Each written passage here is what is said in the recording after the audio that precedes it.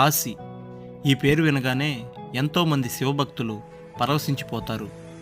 కాశీ అంటే గుర్తొచ్చేది ముందుగా ఘాట్లు, గంగానది స్నానం, ఇరుకురుకు సందుల్లో శివనామ స్మరణలు. కాశీని నా కోణంలో మీ ముందుకు, నా కాశీ మజిలీ కథలు.